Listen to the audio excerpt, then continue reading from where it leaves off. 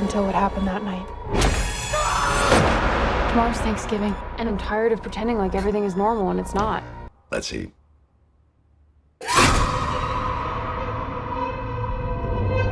I still remember seeing the original Grindhouse in theaters back in the summer of 2007. The experience was unlike any other, and one thing that left an indelible impact on me were the fake trailers. As a massive fan of slasher movies, Eli Roth's Thanksgiving really stood out. His intention of finally giving us horror fanatics a slasher set at Thanksgiving played like gangbusters. And there were rumors for years that Roth would expand it into a full-length feature film. Thankfully now, over 16 years later, this plan has finally come to fruition. Given that the original trailer was pure exploitation, I think it was smart of Roth to evolve the story to modern day. I'm not sure how well some of the elements of the trailer would have played to audiences today, but I'm grateful for the moments that were recreated here. The movie mostly follows Jess as she's being haunted by the tragedy that happened to her 1 year prior on Black Friday, when a mysterious killer shows up and starts killing off people who were there for the event. It's pretty stereotypical slasher fare. I was honestly shocked at how good the cast is here. You're not getting any schlocky acting. It's all decent performances. Even TikToker Addison Rae does a good job. But Thanksgiving fails to create any interesting characters with those actors. Heck, I couldn't tell you the name of anyone outside of Bobby, and that's because they repeat his name ad nauseum. And no one really has a distinct personality, as they all seem to just fall under the high school teen umbrella.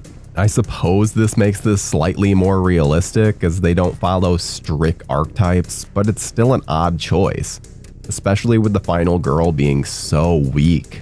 Really, the only person that stands out is the killer. John Carver works as a great villain, and I really hope that we're able to see more of him in the future. Like Ghostface, it doesn't always have to be the same person behind the mask, so there's a lot of potential there. And I really liked how he used various Thanksgiving utensils as murder weapons. It allowed for some creative kills, which is where the film excels. There's a particular death involving a garbage can that blew me away, and the practicality involved will have gorehounds fiending. One of the biggest issues I usually have with an Eli Roth movie is the dialogue. But with Jeff Rendell taking on scripting duties, and Roth helping with the story, this may just be the secret formula. The only characters with dumb jock dialogue were the dumb jocks, and the humor was decidedly higher brow than expected. Thankfully though, Roth really shows up in the director's chair. This is a movie that will need to be studied to catch all of the slasher references. As a big slasher fan myself, I can't deny that the pacing really falls flat at times. Hell, the kills are so spread out that I was genuinely shocked when we got to the 10-minute mark with no bloodshed. There are lulls that really drag the whole film down. The stalking sequences here are rife with tension though, and boy are there a lot of them. If there's one thing I think is always drastically missing from slashers these days, it's stalking sequences. Many films just end at one or two, but this gives us our money's worth, and they're all effective.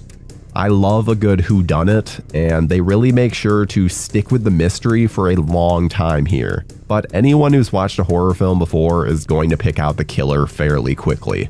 That's a little disappointing, as I think so much of the fun is trying to figure out who it is, but it's just so painfully obvious that none of the red herrings really do much to alter suspicion.